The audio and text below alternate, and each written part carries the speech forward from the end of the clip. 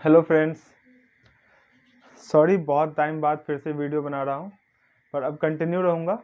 इसके लिए अब कोई बात नहीं होगी, थोड़ी इशू थी, अब सॉल्व हो गई है। ओके, तो हम लोग लास्ट हम लोग जो है पोटेंशियल डिफरेंस ये सब देख चुके थे हमारे लेक्चर्स में। तो आज हम लोग पढ़ेंगे ओम्स लॉ। ठीक है, ओम्स लॉ क्या होता है, ओम्स लॉ देखेंगे और कोशिश करूँगा कि आज इसमें मैं आपको रेजिस्टेंस भी बता दूँ। ठीक है, तो स्टार्ट करते हैं ओम्स लॉ से। ओम्स लॉ होता क्या है, चलिए। तो अगर हम ओम्स लॉ के स्टेटमेंट की बात करें तो ओम्स लॉ क्या कहता है, अकॉर्डिंग टू ओम्स लॉ क्या कहता है कि the current flows through any conductor. ठीक है, ओम्स लॉ कहता क्या है कि जो करंट होता है, ठीक है, जो करंट किसी कंडक्टर से फ्लो करता है, the current flowing through a conductor is directly proportional to the potential difference applied across its end. मतलब अक्रॉस इट्स एंड मतलब सपोज ये एक कंडक्टर है, ठीक है, सपोज ये एक कंडक्टर है, ठीक है, इसके क्रॉस हम पोटेंशियल डिफरेंस अप्लाई किए वी, तो इससे क्या फ्लो करेगा, करंट, पॉजिटिव ये नेगेटिव करंट फ्लो करेगा। क्यों? क्योंकि इलेक्ट्रॉन का मूवमेंट कैसे होगा, ऐसे होगा। ठीक है, अब देखिए, तो ओम्स लॉ क्या कहता है, according to Ohm's law the current flows through any conductor, the current flows through any conductor when potential difference is applied across its end. इसके एंड कौन है, कंडक्टर का एंड ए और बी है। ठीक है, तो ओम्स लॉ कहता है कि the current flows through any conductor is directly proportional the current flows through any conductor is directly proportional to the potential difference applied across its end. इस कंडक्टर के एंड पे जो पोटेंशियल डिफरेंस अप्लाई करेंगे उसके directly proportional होता है। That is what Ohm's law states कि V is directly proportional to I। तो V is directly proportional to I, but ये एक चीज कहता है, ये एक कंडीशन पे करता है। कंडीशन क्या है, temperature and other physical condition should be constant and other physical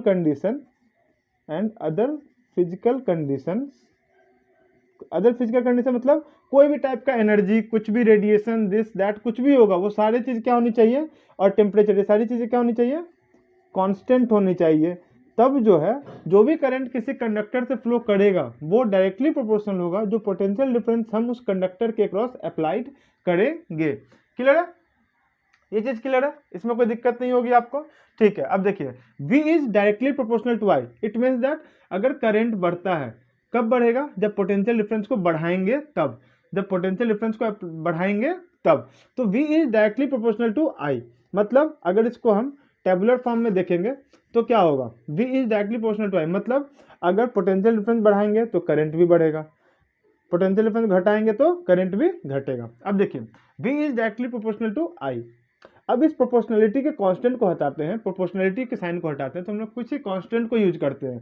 तो V is equals to I R होता है। ठीक है, और यहाँ पर जो R है, ये R ही हमारा प्रोपोर्शनलिटी कांस्टेंट होता है। क्या होता है, प्रोपोर्शनलिटी कांस्टेंट होता है, जिसको हम लोग क्या कहते हैं, रेजिस्टेंस बोलते हैं। जिसको क्या बोलते हैं, रेजिस्टेंस बोलते हैं। This constant that we use in the Ohm's law, V is equals to IR। This R is a constant that is resistance of a conductor. This is the resistance of the conductor. Clear है, तो V is equals to IR। This is what Ohm's law gives. अब हम लोग यहाँ पर देखेंगे कि V equals to IR। ठीक है, चलिए, तो अब R क्या है, प्रोपोर्शनलिटी कांस्टेंट है, मतलब ये एक कांस्टेंट है, ठीक है। तो अब ये कांस्टेंट है, तो अब देखिए, इसके लिए हम लोग ना ग्राफ देखेंगे कि V और I के बीच में ग्राफ क्या बनेगा। ग्राफ पहले देखेंगे हम लोग। तो V और I का ग्राफ जब हम लोग बनाएंगे, जब भी बनाएंगे, तो V और I का जो ग्राफ होता है ना, अगर ये I हुआ और ये V हुआ, ठीक है, V और I का ग्राफ हमेशा स्ट्रेट लाइन बनता है। क्या बनता है, स्ट्रेट लाइन बनता है। क्यों बनता है, देखिए, आपको इसको हम मैथमेटिकली भी प्रूफ करते हैं, पर ये जो होता है वी आई का ग्राफ जो ड्रॉ करते हैं वो एक स्ट्रेट लाइन बनता है। ठीक है, स्ट्रेट लाइन बनता है वी आई का ग्राफ, और इसका जो स्लोप होगा, ये ग्राफ है, इस ग्राफ का स्लोप क्या होगा, ये स्लोप जो है हमको रेजिस्टेंस को डिनोट करता है। किसको डिनोट करता है, रेजिस्टेंस को। अब हम लोग पूछेंगे कि स्लोप क्या होता है, आप लोग पूछिएगा कि स्लोप क्या होता है। सर स्लोप का क्या मतलब है? तो स्लोप क्या होता है ये देखते हैं हम लोग। देखिए स्लोप किसी भी ग्राफ का, स्लोप किसी भी ग्राफ का क्या होता है? tan theta. tan theta, tan theta का मतलब, tan थीटा का मतलब the angle that the graph makes with the positive x axis, the angle that the graph makes with the positive x axis, the angle, this angle that this graph, the angle theta that this graph makes with the positive x axis, यही तो x axis है ना हमारा, इसी को अगर बढ़ाते हैं तो ये x axis है ना हमारा, इसी को x axis कहते हैं ना, ठीक है। तो जो भी एंगल ग्राफ हमारा x axis के साथ बनाता है दैट इज कॉल्ड स्लोप, ठीक है। तो ये स्लोप जो है, slope is equal to tan theta, और tan थीटा हम लोग जानते हैं क्या होता है। देखिए यहीं पर हम लोग अगर एक्स एक्सिस के पैरेलल कोई भी लाइन ड्रॉ करते हैं तो ये एंगल हमेशा कांस्टेंट रहेगा, कभी भी ये एंगल चेंज करेगा किसी भी पोजीशन पे नहीं चेंज करेगा। एक तो ये एंगल चेंज नहीं करेगा, पहली चीज। दूसरी चीज, अब दूसरी चीज देखिए, अगर हम लोग tan थीटा की बात करें तो tan थीटा क्या होता है? Perpendicular upon base, perpendicular upon base. तो परपेंडिकुलर क्या हो जाएगा? ये वाई एक्सिस हो जाएगा। अगर यहाँ से हम एक पैरेलल लाइन ड्रॉ करें तो ये जो हाइट होगा ये होगा, और अगर बेस की बात करें तो ये यही बेस होगा हमारा, ये बेस। अगर O और ये A मान लेते हैं, OA, और इसको B मान लेते हैं, ठीक है। तो AB हमारा क्या हो गया? परपेंडिकुलर हो गया इस लाइन पे, परपेंडिकुलर मतलब 90 डिग्री परपेंडिकुलर। तो tan थीटा equal to perpendicular upon base, मतलब AB अपॉन बेस क्या हो जाएगा? OA, ठीक है। इसी को हम लोग क्या लिखते हैं? तो स्लोप इज इक्वल टू क्या हो जाएगा हमारा? स्लोप इज इक्वल टू क्या होता है? tan थीटा, और tan theta is equal to क्या हो जाएगा? y2 minus y1 upon x2 minus x1, ठीक है। y2 माइनस y1 यही हुआ ना, y2 बाद वाला, y1 पहला वाला, y2 minus y1 upon x2 बाद वाला माइनस पहला वाला, x2 माइनस x1, क्लियर है। तो slope is equal to tan theta that is equal to y2 minus y1 upon x2 minus x1। इसी को हम लोग बोलते हैं change in y upon change in x। ये भी हमको स्लोप के बराबर ही होता है, ये भी हमारा स्लोप के बराबर ही होता है, tan थीटा ही होता है, क्लियर है। तो हमारा वी ग्राफ का जो स्लोप होता है वो क्या देता है? रेजिस्टेंस देता है। स्लोप क्या होता है? The angle that the graph makes with the positive x axis that is called slope, first चीज। Second, slope is equal to होता है tan theta that is equal to perpendicular upon base AB upon OA, okay. अब ये AB upon OA क्या है? AB क्या है? Change in y, y2 minus y1। OA क्या है? Change in x, x2 minus x1, ठीक है। तो slope is equal to change in y upon change in x होता है, क्लियर। और यही स्लोप जो होता है हमारा किसके बराबर होता है? फॉर ओम्स लॉ, यही स्लोप क्या होता है हमारा? रेजिस्टेंस होता है, हमारा रेजिस्टेंस होता है, क्लियर है। अब इसको हम, क्यों इसका ग्राफ स्ट्रेट लाइन ही बना, अभी हम लोग इस चीज को देखेंगे कि क्यों इसका ग्राफ जो है हम लोग स्ट्रेट लाइन बनाए हैं, ठीक है। अभी हम लोग वो देख लेते हैं कि स्ट्रेट लाइन क्यों बना। हम लोग रेजिस्टेंस के बारे में अगले क्लास में, अगले लेक्चर में देखेंगे, रेजिस्टेंस और रेजिस्टिविटी को। यहाँ पे हम लोग सिर्फ ओम्स लॉ का डिटेल एनालिसिस करते हैं, ठीक है। तो यहाँ तक क्लियर होगा। चलिए इसको रब करते हैं, तो हम लोग फिर स्लोप का देखेंगे कि इसका लाइन स्ट्रेट लाइन ही क्यों बना, ठीक है। चलिए एक चीज और ध्यान रखिएगा पहले, इससे आगे बढ़ने से पहले, कि ओम्स लॉ जो है यूनिवर्सल लॉ नहीं है। Ohm's law is not an universal law, Ohm's law is not an universal law. Ohm's law जो यूनिवर्सल लॉ नहीं, यूनिवर्सल लॉ का मतलब क्या होता है? जो कहीं पे भी किसी भी कंडीशन में वैलिड हो, जो कहीं पे भी किसी भी कंडीशन में वैलिड हो, that is called universal law. पर ओम्स लॉ क्या होता है? ये सिर्फ और सिर्फ वैलिड किसके लिए है?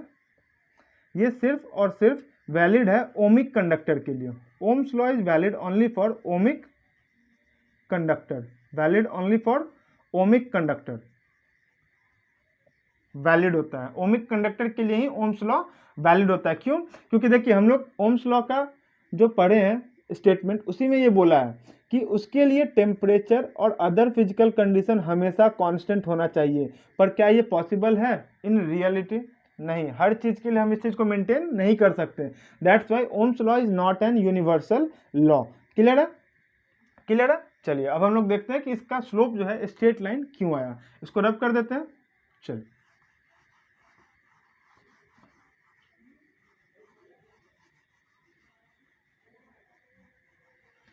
तो अब देखिए हम लोग यहाँ पर पढ़े v is equal to I R. R को हम लोग क्या बोले थे, कांस्टेंट है। तो आर को कांस्टेंट है तो आर किसी भी एक कंडक्टर के लिए आर का वैल्यू हम लोग मान लेते हैं 1 ओम।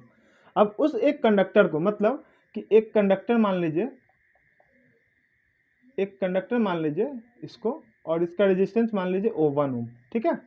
इसका रेजिस्टेंस मान लीजिए 1 ओम, ठीक है।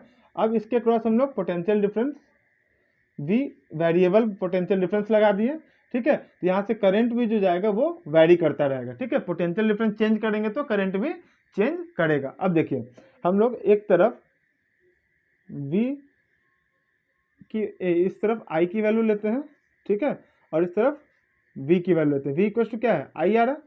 V इक्वल टू क्या है, आई आर है। अब देखिए I की वैल्यू 0 रखिए तो V इक्वल टू क्या है, आई आर है।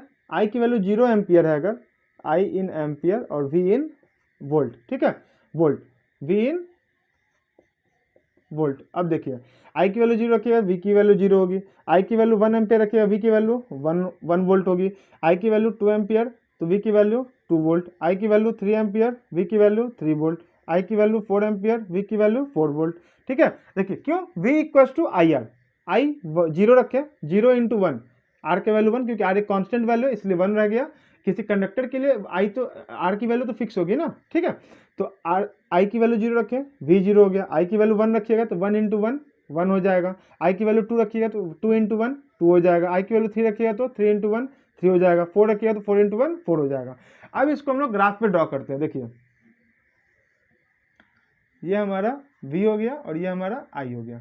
अब देखिए ये 0 हो गया, ये 1 हो गया, ये 2 हो गया, ये 3 हो गया, ये 4 हो गया, ये 1, ये 2, ये 3, ये 4। अब देखिए 1 पे 1 था, 0 पे तो 0 था तो एक पॉइंट ये हो गया, 1 पे 1 हो गया, 2 पे 2 हो गया, 3 पे 3 हो गया, 4 पे 4 हो गया, ठीक है। अब देखिए ये एक स्ट्रेट लाइन बना रहा है, देखिए है ना, ये एक स्ट्रेट लाइन। तो VI ग्राफ जो होता है वो एक स्ट्रेट लाइन होता है, ठीक है। अब हम लोग स्लोप पढ़े हैं, तो स्लोप जो होता है हमेशा रेजिस्टेंस को रिप्रेजेंट करता है। VI ग्राफ का जो स्लोप होता है वो रेजिस्टेंस को डिनोट करता है, R को। तो इस स्लोप का वैल्यू हमको हमेशा क्या आना चाहिए, 1 ओम आना चाहिए। क्यों, क्योंकि हमने R इक्वल टू 1 ओम माना है। तो अब देखिए R इक्वल टू 1 ओम कैसे आएगा, हमने स्लोप के लिए क्या बताया, स्लोप का फॉर्मूला क्या बताया है, R स्लोप को रिप्रेजेंट करता है। तो R इज इक्वल टू क्या होगा, y2 minus y1, y2 minus y1। अब हम लोग 0 से लेके इस पॉइंट तक आए, इस पॉइंट को मान लेते हैं A पॉइंट का कोऑर्डिनेट लिखेंगे तो क्या होगा, 4,4 होता है जो हम लोग कोऑर्डिनेट ज्योमेट्री में पढ़ते हैं, और ओरिजिन का कोऑर्डिनेट क्या हो जाएगा, 0,0। चलिए तो यहाँ पे y2 का वैल्यू क्या है, 4 है, y2 का वैल्यू 4 है, और y1 का वैल्यू क्या है, y1 क्या है, 0। सेकंड पहले x लिखते हैं फिर y लिखते हैं, ये ध्यान रखिएगा, पहले x लिखेंगे फिर y लिखेंगे। यहाँ पे x क्या है, 4 है, y क्या है, 4 है, ठीक है। तो a का वैल्यू 4,4 हो गया, तो y2 का वैल्यू 4 है और y1 का वैल्यू क्या है, 0। 4 माइनस 0 अपॉन x का वैल्यू क्या है, x2 का वैल्यू 4 है और x1 का वैल्यू 0 है, तो 4 minus 0 that is equal to 4 upon 4। तो r का वैल्यू कितना आ गया हमको, 1 ओम। देखिए हम लोग 1 ओम माने थे R का वैल्यू। तो ये जो स्लोप होता है, VI ग्राफ का जो स्लोप होता है वो रेजिस्टेंस को डिनोट करता है। रेजिस्टेंस क्या होता है हम लोग नेक्स्ट लेक्चर में देखेंगे। अभी ये समझ में आया कि क्यों ओम्स लॉ का ग्राफ जो होता है एक स्ट्रेट लाइन बनता है। ये वैलिड है केवल कंडक्टर के लिए, this is graph is valid for conductor. ये क्लियर है, कंडक्टर के लिए VI ग्राफ जो होता है वो क्या होता है, एक स्ट्रेट लाइन बनता है। क्लियर है यहाँ पे। अब एक चीज और बता देता हूं कि अगर यहीं पे एक चीज और जान जाइए, इसको रब कर रहा हूं कि अगर यहीं पर इसमें एक चीज करें कि अगर आपको यहीं पे ग्राफ में ऐसा कर दे कि x एक्सिस पे V को कर दे और y एक्सिस पे I को कर दे, तब जो ग्राफ बनेगा ये भी स्ट्रेट लाइन ही बनेगा। पर अब जो इस स्लोप की वैल्यू होगी, हम लोग R इक्वल टू क्या पढ़ते हैं, अगर इस फॉर्मूला से देखें V equal to I R से, R इक्वल टू क्या होता है, R इक्वल टू यहाँ से क्या होता है, R इक्वल टू होता है हमको V अपॉन आई, होता है ना, R इक्वल टू होता है V अपॉन आई।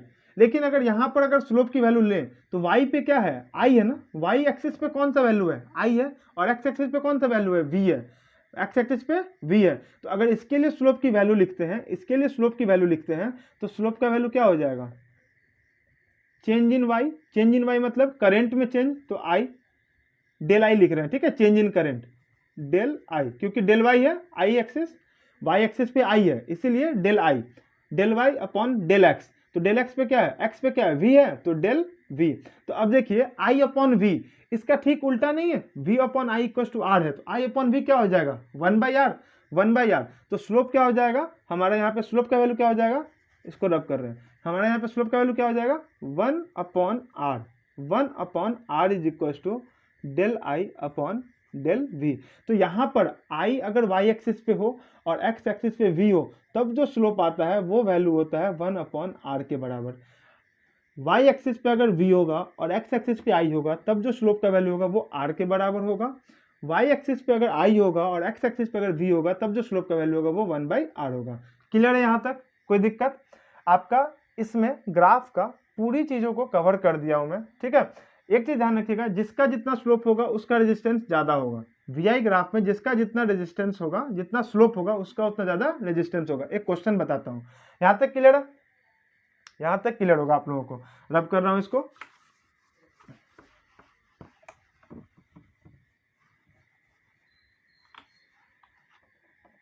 अब देखिए, अब इस पर कुछ क्वेश्चन देखते हैं हम लोग, कुछ क्वेश्चन देखते हैं हम लोग। अब इस पर v और ये आई रहा, ठीक है। अब हम एक ग्राफ ड्रॉ किए इधर और एक ग्राफ ड्रॉ किए इधर, ठीक है। इसको a माने और इसको b माने। एक चीज़ बताइए, सिर्फ इसको देख के, ओम्स लॉ पर बेस्ड है, कि पहले तो ये बताइए वी ग्राफ में, ये जो ग्राफ है यही वी का ग्राफ है, ये जो ए और बी ड्रॉ किए ये वी का ग्राफ है। ये जो स्लोप है किसको रिप्रेजेंट कर रहा है, ये स्लोप रेजिस्टेंस को डिनोट कर रहा है। तो ये स्लोप हमको देगा आर ए और ये स्लोप हमको देगा आर बी। हमको सवाल ये है कि आर ए और आर बी में, R A and R B में कौन ग्रेटर है, कौन ग्रेटर है, R A and R B में कौन ग्रेटर है। एक चीज़ ध्यान रखिएगा, जब भी वाई एक्सिस पे वी हो और एक्स एक्सिस पे आई हो, तो जिसके ग्राफ का स्लोप ज़्यादा होगा, स्लोप मतलब इन सिंपल लैंग्वेज अगर बताया, स्लोप का मतलब क्या होगा, अगर इंग्लिश में स्लोप का मतलब पूछे तो क्या होता है, ढाल होता है। ढाल, ढाल मतलब लुढ़कता हुआ नीचे की तरफ, उसका स्लोप ऐसे ऐसे ऐसे होता है ना, ये स्लोप, ये स्लोप है। इस पर कोई चीज रखिए तो ये नीचे की तरफ गिर जाएगा, कहते हैं ना झूला, झूला पे झूलते हैं ना, वे ऊपर चढ़ते हैं और यहाँ से ससरते हुए नीचे आते, कहते हैं ना स्लोप है, बहुत अच्छा स्लोप है। तो जिसका जितना ज्यादा स्लोप होता है उस पर से उतना ही जल्दी ससर जाते हैं ना। जैसे अगर हम इसको ऐसे रखें, इस पर आप ससर जाइएगा, जल्दी नहीं कीजिएगा, फिर हल्का उठाएं तो आराम से ससरिएगा, और उठाएं तो और आराम से ससरिएगा, और उठाएं और आराम से ससरिएगा, तो क्या हो गया, हम स्लोप को क्या किए, बढ़ाते चले गए।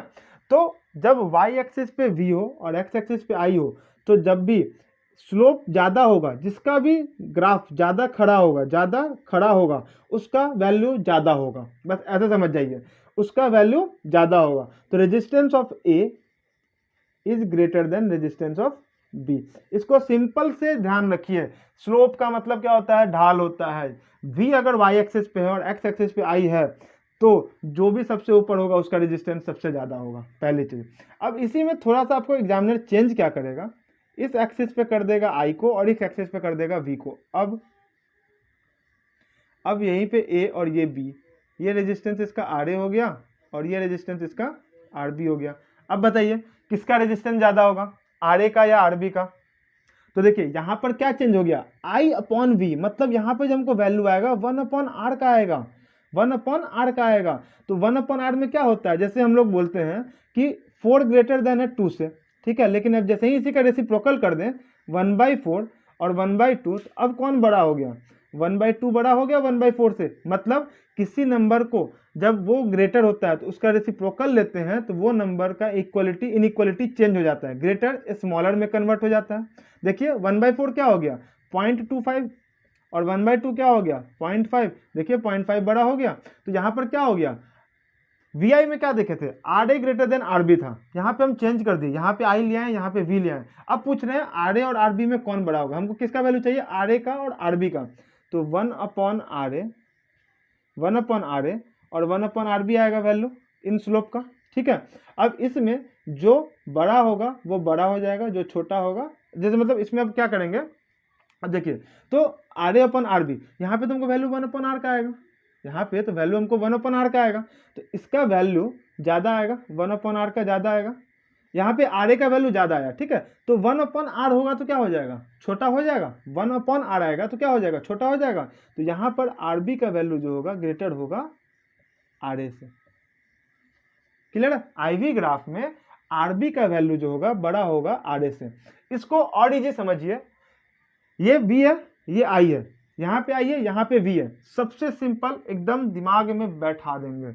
देखिए कैसे एकदम से चिपकेगा, अब चिपकेगा, पूरा चिपकेगा। देखिए क्या चिपकेगा, अब देखिए जो ग्राफ V के सबसे करीब होगा उसका रेजिस्टेंस सबसे ज्यादा होगा, जो ग्राफ V के सबसे नजदीक होगा, वोल्टेज के सबसे नजदीक होगा, उसका रेजिस्टेंस सबसे ज्यादा होगा। इसके नजदीक में ये आ गया, इसका रेजिस्टेंस ज्यादा होगा, इसके नजदीक में ये आ गया, इसका रेजिस्टेंस ज्यादा होगा। बस सिंपल सा चीज, चाहे इसमें 6 लाइन दे दे, ऐसे कर दे, ये VI ग्राफ दे दे और यहाँ पे 5 लाइन ऐसे ऐसे दे दे, R A, R B, R C, R D. अब बोले इसको अरेंज कीजिए इंक्रीजिंग ऑर्डर में, किसका रेजिस्टेंस ज्यादा है और किसका कम है, इंक्रीजिंग ऑर्डर में अरेंज करना है। हम क्या बोले, जो V के सबसे नजदीक होगा उसका रेजिस्टेंस सबसे ज्यादा होगा, तो आर ए का सबसे ज्यादा होगा, उससे ज्यादा, उससे कम आर बी का होगा, उससे कम आर सी का होगा, सबसे कम आर डी का होगा। जो वोल्टेज से सबसे ज्यादा दूर होगा उसका रेजिस्टेंस सबसे कम होगा, जो वोल्टेज के सबसे नजदीक होगा उसका रेजिस्टेंस सबसे ज्यादा होगा। चाहे VI ग्राफ हो चाहे IV ग्राफ हो, सिर्फ इतना ध्यान रखिए, जो वोल्टेज के सबसे नजदीक होगा उसका रेजिस्टेंस ज्यादा होगा, जो वोल्टेज से दूर होगा उसका रेजिस्टेंस कम होगा। क्लियर है, क्लियर है। यहाँ पे हमारा पूरा ओम्स लॉ से रिलेटेड जो भी क्वेश्चंस बनते और जो भी थ्योरीज थी वो सारा कवर हो गया है। नेक्स्ट चैप्टर में हम लोग रेजिस्टेंस पढ़ेंगे और रेजिस्टिविटी के बारे में जानेंगे। थैंक यू, नेक्स्ट लेक्चर में मिलते हैं फिर।